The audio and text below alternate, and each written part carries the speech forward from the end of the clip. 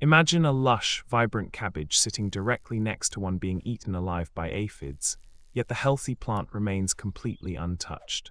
We've been taught that pests are inevitable invaders, but in reality, a truly healthy plant is biologically invisible to the insects that want to destroy it. Most farmers and gardeners spend their lives in a state of chemical warfare, armed with a cocktail of pesticides to defend their crops from the enemy. We view insects as opportunistic predators waiting for a moment of weakness. But what if the weakness isn't a moment? What if it's a permanent physiological state we've accidentally created? Think back to the last time you saw a forest or a wild meadow. No one is out there with a spray rig, yet the ecosystem doesn't collapse under the weight of an infestation. This leads us to a startling realization. The presence of a pest is not a sign that nature is failing, but a diagnostic signal that the plant's internal chemistry is broken. Take the story of John Kempf, a farmer who grew up in the world of conventional intense agriculture, watching his family's crops succumb to disease year after year despite using every modern chemical available. One season, a field of cantaloupes was split down. The middle half had been treated with heavy fertilizers, the other half had not. When a massive wave of powdery mildew swept through, it stopped exactly at the border of the untreated section, leaving those plants pristine. This wasn't luck, it was a biological hard stop that defies everything we are taught about protecting plants. We have been looking at the insect through a magnifying glass, when we should have been looking at the sap through a microscope. The secret lies in a concept that sounds simple but changes everything: the difference between a nitrate and a protein. In a struggling plant, nitrogen sits in the leaves as simple, free nitrates, essentially sugary, watery building blocks that haven't been processed yet. To an insect, this is a five-star buffet because their primitive digestive systems are designed to process simple sugars and nitrogen compounds. They literally cannot digest complex proteins. But here, where it gets interesting. When a plant is truly healthy, it performs a metabolic miracle called protein synthesis. It takes those simple nitrates and, using energy from the sun and minerals from the soil, weaves them into complex, long-chain proteins. At this exact moment, the plant becomes indigestible to the pest. To a grasshopper or a larval beetle, a high-protein, healthy plant isn't food, it's toxic. If they eat it, they cannot break it down, and it will literally ferment in their gut, killing them. Nature has built an invisible fence around the healthy, and we've been tearing that fence down for decades. Why haven't we heard this before? It's not a conspiracy, but it is an economic reality. The global agricultural industry is built on the sale of highly soluble fertilizers: nitrogen, phosphorus, and potassium. These fertilizers are like fast food for plants. They make them grow big and green very quickly, but they bypass the plant's natural filtering system. By forcing a plant to take up massive amounts of nitrate, we essentially turn the plant into a giant, glowing neon sign for every pest in the county. We create the hunger, and then we sell the cure in a plastic jug. And this changes everything about how we look at organic versus conventional. It's not just about avoiding chemicals, it's about achieving a level of physiological integrity where the chemicals aren't even necessary. If you look at the plant health pyramid, you see that the first two stages of immunity are purely based on photosynthesis and protein chemistry. If a plant can't manage its sugar and nitrogen correctly, it can never reach the higher stages of immunity, where it begins to produce essential oils and terpenes, the aromatic compounds that actually repel insects before they even land. So how do we fix a system that is designed to fail? The answer isn't in a new spray, but in the microscopic world beneath our feet. The reason modern plants are leaking nitrates is that they lack the trace minerals like magnesium, sulfur, and molybdenum required to turn those nitrates into proteins. Without molybdenum, for example, a plant's nitrate reductase enzyme simply stops working. It's like a factory where the assembly line is moving, but the workers who tie the final knots are missing. The product piles up, unfinished and raw. That's not the full story, though. For these minerals to be available, the soil needs a living bridge, the microbiome.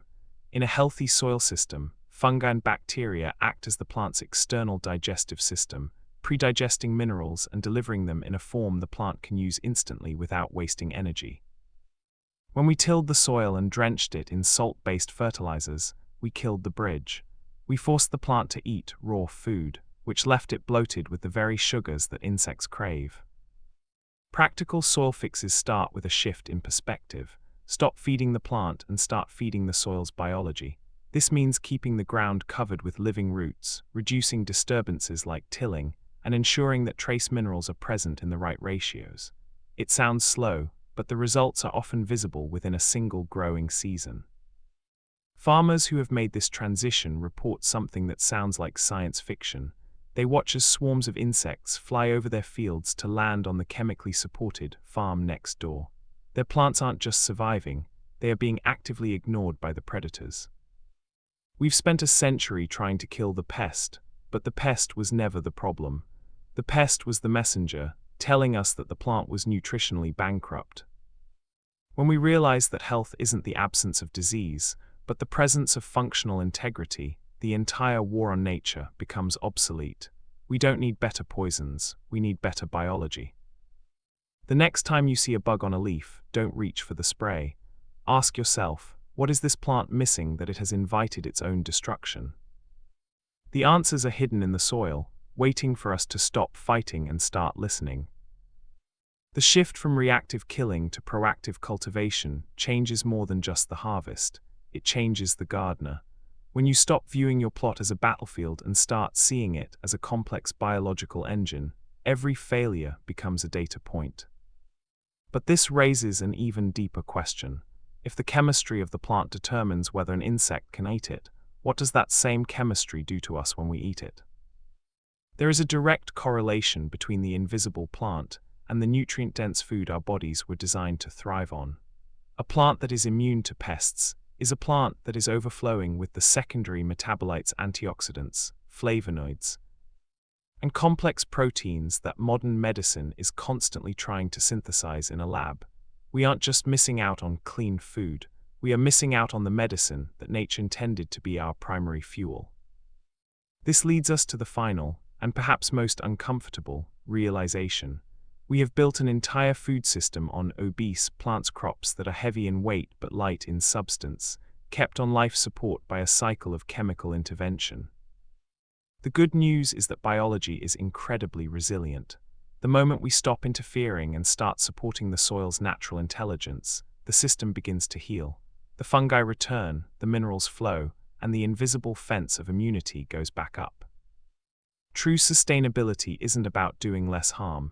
It's about restoring the functional integrity that was there all along. We don't have to reinvent the leaf, we just have to let it work.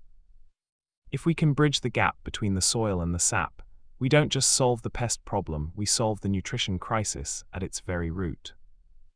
How would your approach to your own garden or food choices change if you saw every pest as a nutritional warning light rather than an enemy? The transition from a killing mindset to a cultivating mindset doesn't just change the soil, it changes our entire definition of food quality. If a plant is so nutritionally incomplete that it invites pests to dismantle it, we have to ask a terrifying question. What happens to the human body when it tries to build itself out of that same incomplete material? We have inadvertently created a food system that prioritizes bulk over balance.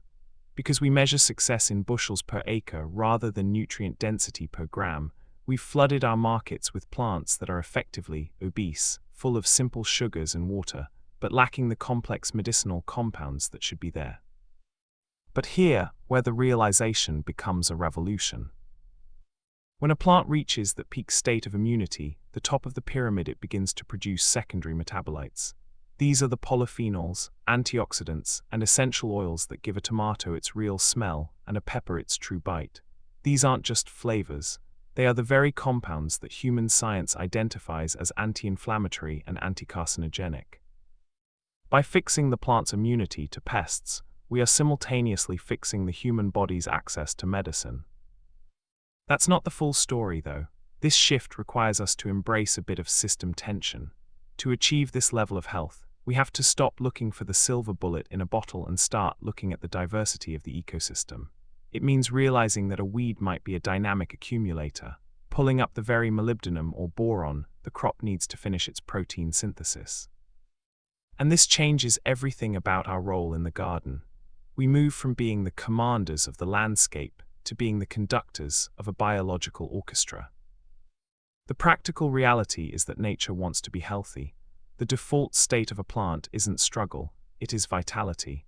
Every time we see an aphid or a beetle, we aren't seeing an invader, we are seeing a biological janitor sent to clean up a mess we created through poor nutrition. If we remove the mess by balancing the soil chemistry and fostering the fungal networks, the janitors simply have no reason to show up. The pest problem evaporates because the food source for the pest no longer exists. We are standing at a crossroads in agriculture and health. We can continue the expensive, toxic treadmill of fighting symptoms, or we can step back and restore the fundamental biology that makes those symptoms impossible. The hidden truth is that a healthy plant doesn't need our protection, it needs our partnership. When we provide the minerals and the microbes, the plant provides the immunity not just for itself, but for the entire ecosystem, including us. True health isn't something you buy, it's something you build, one microbe at a time. If every pest is a nutritional signal, what is your garden trying to tell you about the food on your plate? Imagine a world where the word pesticide doesn't exist because the concept of a pest has become obsolete. We have spent nearly a century convinced that we are the only thing standing between our food and total destruction, yet the most successful ecosystems on Earth have been thriving without us for millions of years. The tension we feel today, the rising cost of chemicals, the declining health of our soil, and the mysterious surge in human chronic illness is all connected to a single biological misunderstanding. We treated the symptom and ignored the system. When you see a field being ravaged by locusts, you are seeing a cleanup crew at work. They are removing junk from the gene pool plants that fail to convert their nitrates into life-sustaining proteins. In the grand design of nature, these insects are the primary filters ensuring that only the highest quality nutrition moves up the food chain. By bypassing this filter with sprays, we've allowed low-quality, broken plants to reach our dinner tables. But here, where it gets interesting. The transition back to true plant immunity doesn't require a return to the Middle Ages or a rejection of science. In fact, it requires a more advanced science, one that understands the synergy between a manganese molecule and a fungal hyphae. It's a science of and rather than or. We can have high yields and zero pests. We can have large-scale production and nutrient density. The barrier isn't a lack of knowledge, it's a lack of incentive. The current agricultural model is built on consumables, products you have to buy every year to keep the system from collapsing. A self-healing, self-defending plant is a bad business model for those selling the cure. And this changes everything for the individual grower. You no longer have to be a victim of the bug season.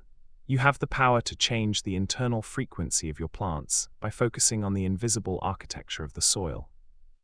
The practical path forward is a return to observation. Start with the weeds. They are the first indicators of what minerals are missing. Look at the water. Is it soaking in, or is it running off because the soil biology is dead? Every observation is a step toward closing the loop. That's not the full story, though. This isn't just about saving a garden, it's about reclaiming our own biology.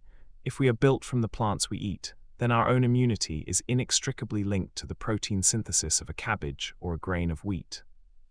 We aren't just what we eat, we are the health of the soil that grew it. Nature isn't trying to fight us, it is trying to teach us. The insects are the messengers, the soil is the classroom, and the harvest is the final exam. When we finally learn to pass that exam by cultivating true health, the war on nature simply ends. The hidden truth was never hidden, it was just waiting for us to look past the spray bottle. If a healthy plant is biologically invisible to a pest, what else have we been taught to fight that we could simply outgrow through better health? What is the one pest in your life that might actually be a messenger in disguise? Imagine a quiet, high-tech laboratory where the pests are kept in glass cages. When scientists place a leaf from a plant grown in mineral-rich, biologically active soil into the cage, the insects often starve to death. They will walk over the leaf, touch it with their antennae, and simply turn away. To their sensory receptors, that leaf isn't food, it's a rock. We have spent decades trying to build a better bug trap, when the most sophisticated trap in existence is the plant's own cell wall. When a plant has the correct ratio of calcium and boron, its cell walls become a physical fortress, literally too tough for the mandibles of a piercing insect to penetrate. But here, where it gets interesting. Most people think of plant health as a binary. It's either alive or it's dead. In reality, health is a spectrum of electrical conductivity and sugar complexity. When a plant is struggling, it emits a specific infrared frequency, a stress signal, that insects can detect from miles away. We are essentially broadcasting a "dinner is served" signal to every grasshopper in the county because our plants are metabolically screaming. And this changes everything about how we see the landscape. A swarm of locusts isn't an act of God, it's a response to a massive broadcast of metabolic failure. The secret to turning off that broadcast lies in the Brix level, a measurement of the dissolved solids, mostly sugars and minerals, in the plant's sap. If you take a drop of juice from a leaf and put it on a refractometer, the number you see tells you exactly how much insurance that plant has. High Brix plants don't just taste better to us, they are functionally invisible to the infrared vision of many pests. That's not the full story, though. To raise that Brix level, the plant needs a constant, balanced supply of micronutrients. Most soils have these minerals, but they are locked in a crystalline form. The only way to unlock them is through the acidic secretions of beneficial bacteria and the expansive reach of mycorrhizal fungi. By using harsh fungicides and heavy salts, we have effectively cut the telephone lines between the plant and its mineral bank. We have made the plant blind and hungry, and then we wonder why it can't defend itself. Practical breakdown: if you want to stop the pests, stop the fast food. Shift towards slow-release, organic matter-based nutrition. Use foliar sprays of seaweed or compost tea to give the plant the trace elements it needs to finish its proteins. Watch how the pests that used to plague your roses or your corn suddenly seem to lose interest. We are moving toward a new era of regenerative immunology. It's a world where the farmer is a microbiologist and the gardener is a chemist. The hidden truth is that we don't need more protection from the environment. We need to become part of the environment again. When the soil is whole, the plant is whole. And when the plant is whole, the pests simply move on to find a cleanup job somewhere else. The war is over if we want it to be. If your garden is currently struggling with a specific pest, what is that insect telling you about the unfinished chemistry of your soil?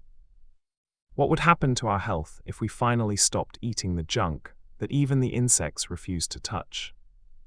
The final realization is this: we have been fighting a war against nature's janitors while ignoring the mess we've made. A pest isn't an enemy to be conquered. It is a biological sensor signaling a metabolic failure. When we shift our focus from killing the bug to completing the protein, the entire paradigm of struggle dissolves. We are not victims of a hostile environment, but architects of a biological system. By restoring the minerals and the microbes, we don't just protect the plant, we unlock a level of vitality that makes defense unnecessary. The invisible fence of immunity is always available. It simply requires the right foundation. True health is the ultimate silent victory.